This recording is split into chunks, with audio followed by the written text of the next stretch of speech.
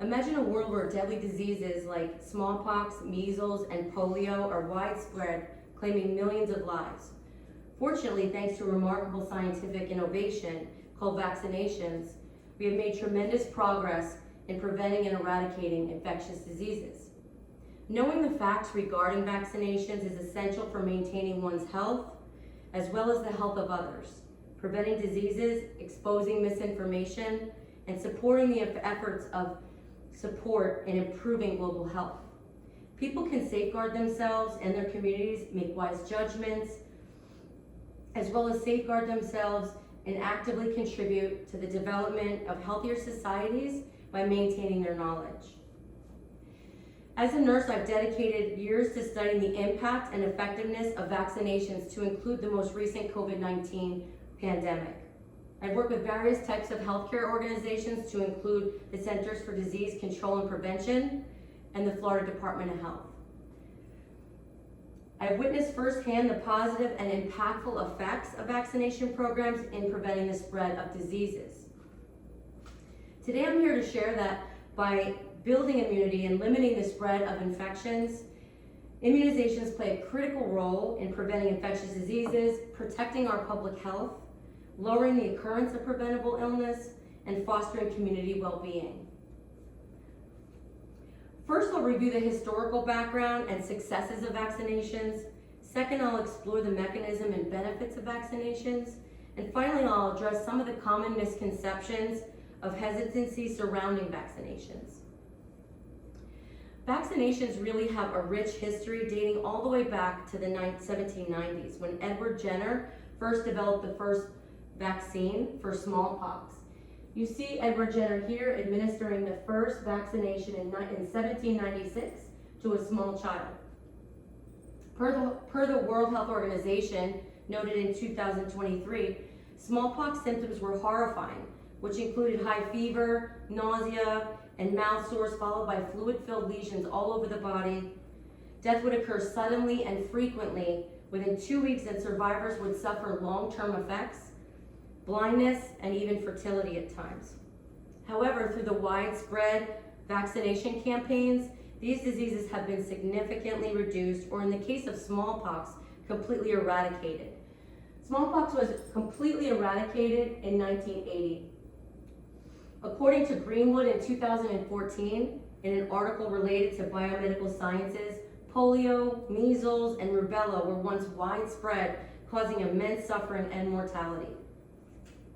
Greenwood in 2014, he further states that polio, which is a highly contagious viral disease that affects the nervous system, was once a major global health concern.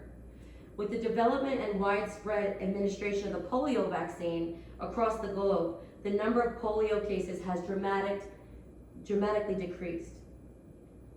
According to the World Health Organization, in 2019, measles was a leading cause of childhood mortality because of the beginning of vaccines. Through vaccination programs specific to measles, mumps, and rubella, also known as the MMR vaccine that our children get today, cases have significantly declined. Through global vaccination efforts, diseases like smallpox have been eradicated and others significantly decreased, showcasing the remarkable success of vaccines. The World Health Organization noted in 2023, one of the deadliest diseases known to humans, smallpox remained the only human disease that have been fully eradicated. Many believe this achievement is most significant to the milestone of global health. One significant area to note is that the threat of biological warfare and bioterrorism has returned following the attack of the World Trade Center on September 11th of 2001, according to Rydell in 2005. The smallpox virus has been identified as a potential bioterrorist weapon. Now that I've discussed the background and the success achieved through vaccinations, I'll now discuss the mechanisms and benefits of them. Vaccines work by introducing weakened and inactivated pathogens or their components into the body. An easier way to look at how the vaccine works, that the vaccines reduce the risk of infection by working with the body's natural defenses to safely develop immunity to the disease. A weakened or killed form of the disease is then injected into the body, i.e. vaccination. The body creates antibodies to fight the germs if introduced. If the actual disease or germs ever attack the body will create those antibodies and fight off those germs. CDC in 2023. The CDC also reports that vaccinations offer both individual and community benefits, including protection against diseases, reduced healthcare costs, and the achievement of herd immunity. Preventing diseases through immunizations reduces the need for costly treatments, hospitalizations, and long-term care illnesses associated. Herd immunity, also sometimes referred as community immunity, is a type of indirect defense that develops when a substantial amount of population develop the immunity in specific infectious diseases. Some of the global decreases, when you look here, in 1985, 1.2 million people were ill from the measles vaccination. Between the dates of 2001 and 2017, 80% of a reduction based on vaccination administration. 21.1 million deaths were prevented. Despite the significant impact of vaccinations, there's still misconceptions that truly need to be addressed to debunk those theories and those myths about vaccinations. Vaccine hesitancy is really fueled by misinformation and misconceptions that pose a serious and significant community challenge to public health efforts.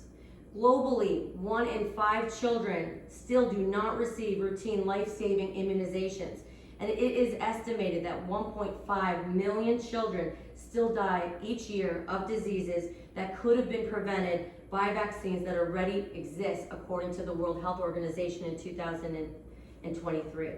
Some of the myths, as we go through them, what vaccines do, they protect you from many serious, potentially deadly diseases. They protect other people from your community and help them to stop diseases and the spread. Sometimes cause mild side effects that will not last long, usually to include fever, body ache, soreness of where the injection is, and they even gets rid of some diseases if enough people are vaccinated, i.e. herd immunity. What vaccines don't do is they do not cause autism. Studies have found that there's no evidence between the MMR vaccine and autism. They do not cause allergies or any other type of conditions, and the evidence tells us that vaccines are safer than not vaccinating. Hesitancy to get vaccinated can harm the public health initiatives and combat and prevent infectious diseases. By addressing this vaccine hesitancy, we can ensure a higher vaccination coverage rate, which in turn helps prevent the spread of diseases, protects both individuals and communities. Today, I first discussed the historical backgrounds and successes of vaccinations. Secondly, I discussed the mechanisms and the benefits of vaccinations. And finally, I addressed the common misconceptions, the myths, in order to debunk some of those things surrounding vaccinations. By building immunity and limiting the spread of infectious agents, immunizations play such a critical role in preventing infectious diseases, protecting our public health, lowering the occurrence of preventable illness, and fostering the community well-being. In conclusion, vaccines play a huge role in preventing infectious disease, safeguarding our public health. Let us acknowledge the group effort and scientific achievements that have saved many, many lives as we consider the advancements made regarding immunizations. Together, we can maintain the importance of vaccination and preventing infectious disease and truly build a healthy future for all. Thank you so much.